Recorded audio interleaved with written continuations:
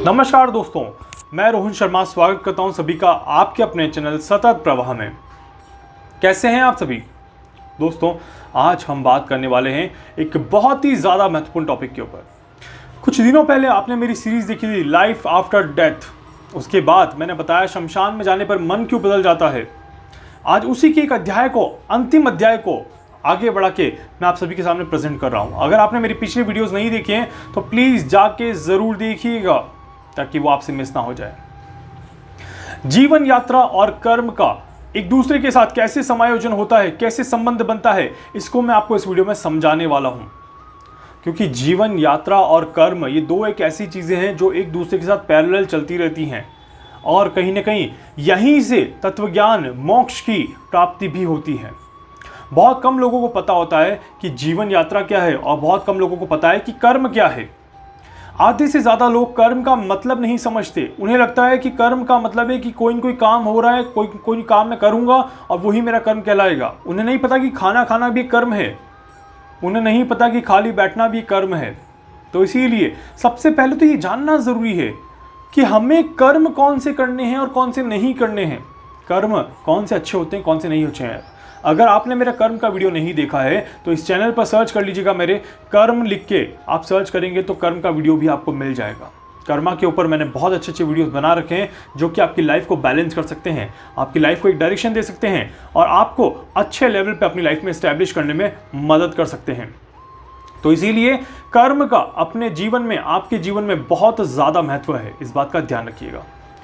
अब यहाँ पर जीवन यात्रा क्या है इसको भी समझ लेते हैं। उसके बाद हम करेंगे इसका कंबाइंड कॉम्बिनेशन और कैसे ये काम करता है उसको भी मैं समझाने की कोशिश करूँगा। जीवन यात्रा शुरू होती है जब आप जन्म लेते हैं। पर क्या ये मृत्यु पर ख़त्म हो जाती है? तो नहीं दोस्तों, ये मृत्यु पर ख़त्म नहीं होती है। यहाँ पर जीवन यात्रा को समझने का मतलब है, जीवन यात्रा ये यात्रा नहीं जो हम शरीर के साथ निकालते हैं। शरीर आज है कल नहीं है, पर आत्मा अमर है, अजर है। आत्मा आज भी है, कल भी रहेगी और परसों भी रहेगी। मतलब कि ये जन्म हमारा एक जन्म है, बट ये योनि हमारी एक योनि है, बट ये अंतिम योनि नहीं है, ये अंतिम काल नहीं है। ये अंतिम योनि नहीं है, ये अंतिम काल नहीं है, क्योंकि ये अंतिम कर्म नहीं है। यहाँ पर जीवन यात्रा निरंतर चलती रहती है, निरंतर कंटिन्यूअसली आपको जीवन यात्रा के एक एक पग पे आगे बढ़ते ही रहना है। यहाँ पर आज आप मनुष्य जीवन में हैं, मृत्यु के पश्चात आपके कर्मों के आधार पर आप कौन से जीवन में जाएंगे, कौन सी योनि में जन्म लेंगे, आपको भी नहीं पता। वहां पर क्या कर्म करना होगा आपको भी नहीं पता। कैसा दुर्व्यवहार आपके साथ किया जाएगा, कैसे लोग आपको मिलेंगे, कैसी कम्युनिटी आपको मिलेगी, किस तरह की जगह पर आप होंगे, यू नेवर नो, आपको नहीं पता। इसीलिए जीवन यात्रा का मतलब हम कभी नहीं समझ पाते, क्योंकि जीवन कभी भी पूर्ण नहीं हो पाता। जीवन हमेशा अधूरा ही रहता है और जीवन के पूर्ण होने की सीमा हमें नहीं पता। इसीलिए जब हम जन्म लेते हैं तो जब हमें मृत्यु प्राप्त होती है, हमारा जीवन समाप्त नहीं हुआ। जीवन तो उस शरीर का समाप्त हो गया जो हमारे साथ था। हमारी यात्रा तो अभी भी बाकी है। जब तक कि तत्वज्ञान नहीं मिल जाता, जब तक कि मोक्ष नहीं मिल जाता, जब तक कि हम पूरी तरह से अपने कर्तव्यों को पूरा नहीं कर लेते, अपने कर्मों को पूरा नहीं कर लेते, उसी के आधार पर हमें यहाँ पर अपना काल निकालना ही पड़ता है, समय निकालना ही पड़ता है। यहाँ पर कर्मों का इस समय की, इस जीवन यात्रा के साथ बहुत ज़्यादा महत्व है। देखिए कैसे महत्व है, इसको समझने की कोशिश करिएगा। जीवन यात्रा जो चल रही है वो कर्मों के बेस पर ही चल रही है।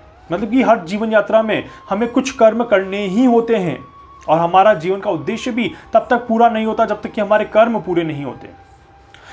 इस संसार में हर व्यक्ति कुछ कर्मों को लेके आता है, कुछ कर्मों को करने के लिए आता है। जाने अनजाने उसे हालांकि याद नहीं रहता जन्म के समय में कि वो क्या कर्म करने वाला है या क्या उसका पास्ट कर्मा है या फिर किस चीज़ का ऋण चुकाने के लिए वो यहाँ पर आया है। आखिर उसका जन्म हुआ ही क्यों है, उसे नहीं पता चलता। और क्योंकि उसे नहीं पता चलता, इस कारण से वो नए नए कर्म करके अपने आप को स्टैब्लिश करने की कोशिश करता है और जाने अनजाने वो वाले कर्म कर देता है जिसके लिए वो यहाँ पर मौजूद होता है या वो यहाँ पर आया होता है। काफ़ी बार हमने देखा है कि किसी व्यक्ति की मृत्यु बहुत जल्दी हो जाती है और किसी व्यक्ति की मृत्यु बहुत देर तक होती है। कोई व्यक्ति 20 साल में मरता है, कोई 40 में मरता है, कोई 60 में मरता है, कोई 80 में मरता है। यहाँ पर कर्म के आधार पर ही मृत्यु निश्चित होती है। मतलब कि 20 साल वाले ने अपने कर्मों को जल्दी पूरा कर लिया, जाने अनजाने ही, उसे पता भी नहीं चला होगा कि उसने अपने कर्म को पूरा कर लिया।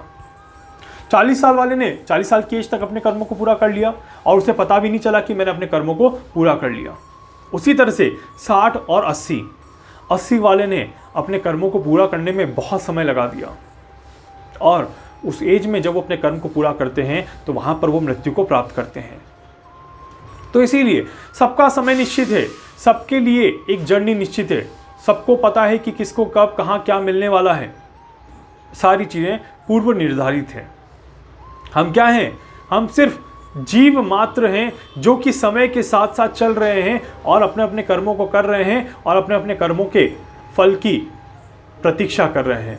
जब हमें अपने कर्मों का फल मिलता है तभी हमें यहाँ से इजाज़त मिलती है कि अब आप ये संसार छोड़ के जा सकते हैं, आपका समय काल पूरा हो चुका है और अब आपके जाने का समय आ गया है। तो इसीलिए दोस्तों, कर्मों का अपने जीवन में बहुत बड़ा महत्व है। आपको भी अपने कर्मों को अच्छा करने की कोशिश करनी चाहिए। मैं बार बार कहता हूँ और हर बार कहता हूँ, समय बहुत कम है, जीवन की यात्रा बहुत छोटी है, क्योंकि शरीर के साथ तो जीवन की यात्रा छोटी ही हुई। ऐसे देखा जाए तो जीवन की यात्रा अनंत है। हमें नहीं पता कि कितने साल एक आत्मा का वास होता है, कितने साल तक एक आत्मा इस पृथ्वी पर रहती है। 84 लाख योनियां हैं। कौन सी योनि में कब कौन कहाँ किस तरह से जन्म ले रहा है किसी को नहीं पता, बट सबका अपना अपने कर्म है और सब अपना अपना एक कर्म करके उस योनि को छोड़ते हैं। मतलब कि कितने कर्मा पेंडिंग है देखिए। हर एक कर्मा, जैसे आपने किसी कुत्ते को पत्थर मारा तो ये कर्म का फल आपको तब तक नहीं मिलेगा जब तक कि आप कुकुर योनि में जन्म ना लें और आपको पत्थर ना पड़े, या फिर आप मानव योनि में हैं और आपके साथ ऐसा हादसा ना हो कि आपको पत्थर ना पड़े। ये जस्ट एक एग्जाम्पल मैं बता रहा हूँ आप सभी को। ज़रूरी नहीं कि ऐसा ही होता हो, बट मैं आपको एक उदाहरण के तौर पे आपको बताने की कोशिश कर रहा हूँ। इसीलिए किसी जानवर को मारना, किसी मनुष्य को नुकसान पहुँचाना, किसी के लिए बुरा सोचना, किसी के लिए बुरी भावनाएं रखना, ये सारी की सारी चीज़ें जो हैं वो आपके कर्मों को खराब करने में आपकी मदद करती हैं। आप सभी को क्या करना है दोस्तों? अपने कर्मों को खराब होने से बचाना है, अपने आप को खराब होने से बचाना है। जब आप अपने आप को खराब होने से बचाते हैं, जब आप अपने कर्मों को खराब होने से बचाते हैं, तब आप कहीं जाके एक जीवन में एक राह को आगे बढ़ाते हैं, जीवन की एक राह को आगे लेके जाते हैं और वहाँ पर आपको तत्व ज्ञान की प्राप्ति होती है। वहाँ पर आपको प्राप्ति होती है कैसे कोई व्यक्ति अपने जीवन में एक पीस महसूस कर रहा है, एक शांति महसूस कर रहा है, कैसे कोई व्यक्ति जीवन में अच्छी सोच की तरफ बढ़ रहा है और कैसे आप अपने जीवन में एक सही रास्ते पर चलते जा रहे हैं। उम्मीद करता हूं दोस्तों कि आप भी अपने जीवन के कर्मों को अच्छा रखेंगे, अपनी जीवन यात्रा को निरंतर अच्छा बनाने की कोशिश करेंगे, ताकि आप भी जल्दी से मुक्ति पा पाएँ और आप भी इस संसार से जल्दी से अपने आप को फ्री कर पाएँ। उम्मीद करता हूँ वीडियो अच्छा लगा होगा। वीडियो को लाइक कर दीजिए, चैनल को सब्सक्राइब कर दीजिए, बेल आइकन पे ज़रूर से क्लिक कर दीजिए। इसके अलावा अगर आप मुझसे कुछ पूछना चाहते हैं, कुछ जानना चाहते हैं, अपनी कुंडली का एनालिसिस करवाना चाहते हैं, अपने बारे में समझना चाहते हैं, अपने कर्मों के बारे में समझना चाहते हैं, आप मुझसे संपर्क कर सकते हैं। मैं पूरी कोशिश करूँगा आप सभी की हर संभव मदद यहाँ पर कर सकूँ। धन्यवाद।